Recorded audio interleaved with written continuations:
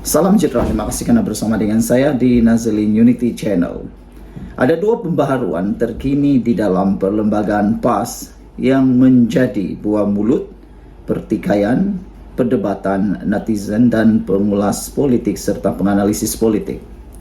Ada penganalisis politik kata PAS benar-benar sudah terdesak mau dilihat relevan dalam dunia politik di Malaysia bahkan dalam masa kini.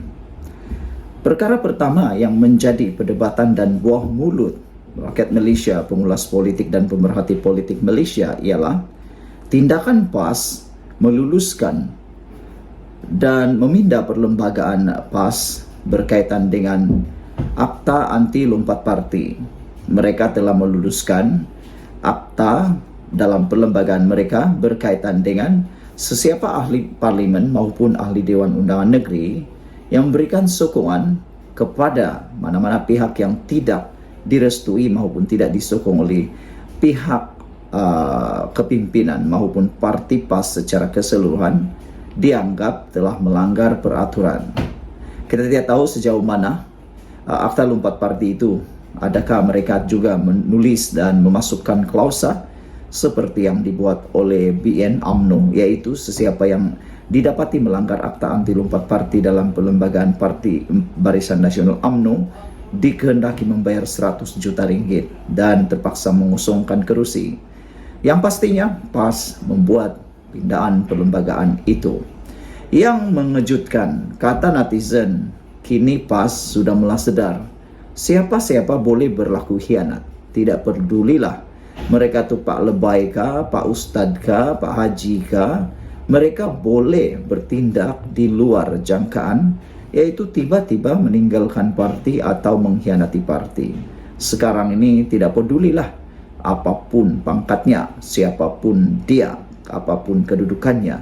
PAS sudah mulai menyadari bahwa silap-silap hari bulan mereka juga akan kena sendiri. Yang kedua, PAS juga telah membuat satu lagi pindaan luar biasa berkaitan dengan keahlian parti PAS. Yang mengejutkan kita ialah apabila laporan media mengatakan PAS kini menerima keahlian bersekutu daripada mana-mana ahli kecuali atheist atau yang tidak percaya pada Tuhan. Mereka kini mula menerima keahlian bersekutu dengan mana-mana agama, yang penting beragama, kata mereka. Netizen mula menyerang PAS. Mereka kata di mana sudah pendirian PAS yang kononnya macam-macam lah mereka sebut kafir, macam-macam lah berkait dengan orang lain. Jadi sekarang ini PAS kini membuka keahliannya sehingga ia menarik perhatian Puan Zarkasi.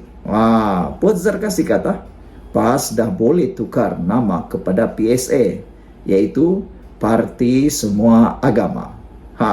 Ini dikatakan oleh penganalisis politik dan pengulas politik sebagai langkah terdesak PAS sehingga telah membuka pintu yang selama ini tertutup.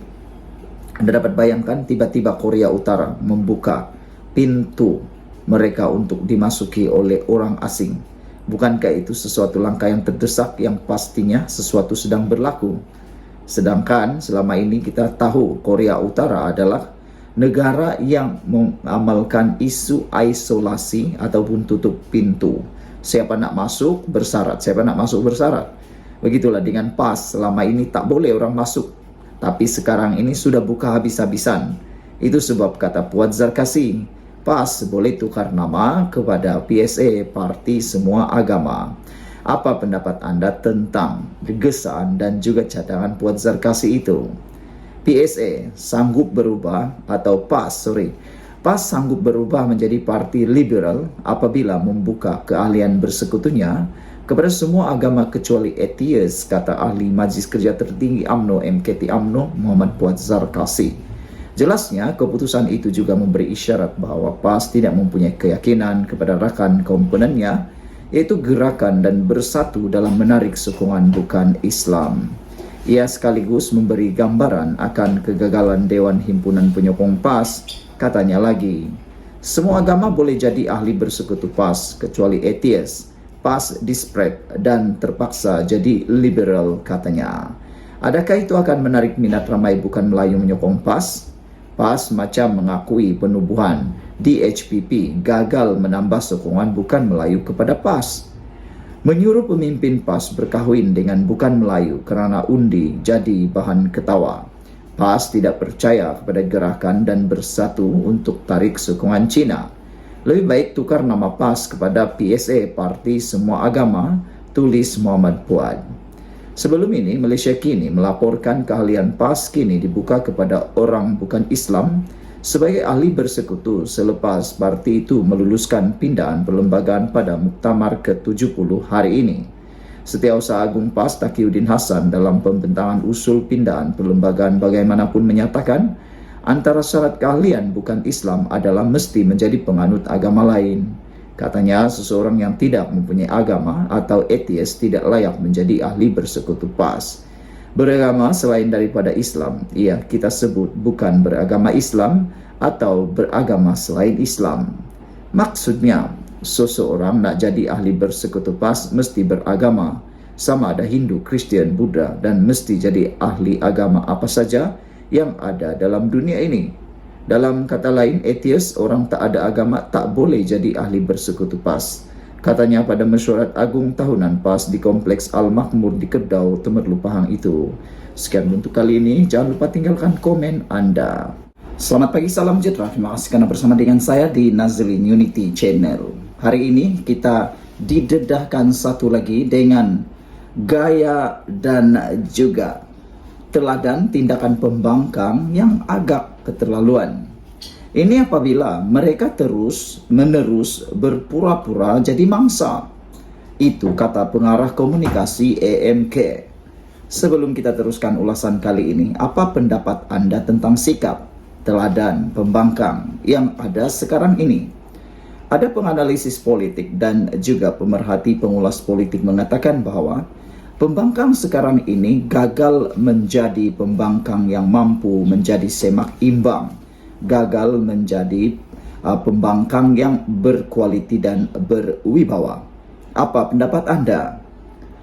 Kata AMK, pengarah komunikasi AMK, sekarang ini pembangkang terus-menerus menjajah dan memfitnah. Kononnya mereka menjadi mangsa.